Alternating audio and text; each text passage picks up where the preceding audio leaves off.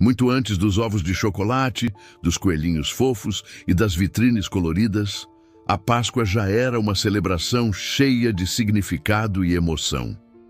Para entender essa origem, precisamos voltar milhares de anos no tempo, até o coração do Egito Antigo, onde o povo hebreu vivia como escravo. Naquela época, um homem chamado Moisés foi escolhido por Deus para libertar os hebreus da opressão do faraó. Moisés não era um guerreiro nem um rei, era um homem de fé, que ouviu o chamado de Deus em uma sarça ardente no deserto e teve a coragem de enfrentar o maior império de seu tempo. A missão: libertar um povo inteiro da escravidão. A jornada recheada de desafios e milagres. O faraó, orgulhoso e teimoso, recusou todos os pedidos de Moisés. Então, Deus enviou uma série de 10 pragas sobre o Egito, cada uma mais intensa que a outra. Águas transformadas em sangue, nuvens de gafanhotos, escuridão total.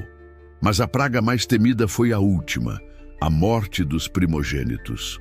Para proteger o povo hebreu, Deus deu instruções muito claras.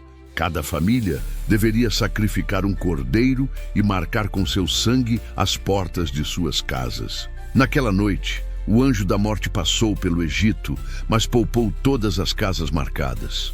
Foi uma noite de libertação, de dor para uns e de renascimento para outros. Nessa noite, o povo hebreu pôde finalmente celebrar a sua passagem, o Pessach, como chamou, e pôde celebrar a sua libertação da escravidão. Na manhã seguinte, o povo hebreu saiu do Egito às pressas, guiado por Moisés, levando apenas o que podiam carregar.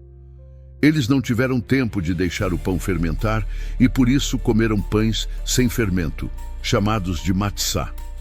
A partir daí, a Páscoa passou a ser celebrada como a noite em que o povo hebreu pôde finalmente deixar o cativeiro egípcio. Até hoje, durante a Páscoa judaica, os judeus relembram a história da sua libertação através da narrativa de Moisés e celebram com a refeição de matzá, os pães sem fermento, recordando a pressa da fuga do cativeiro.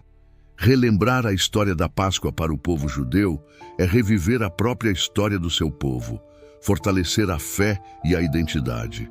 E você, o que celebra na Páscoa, será que ainda lembramos do verdadeiro significado da Páscoa?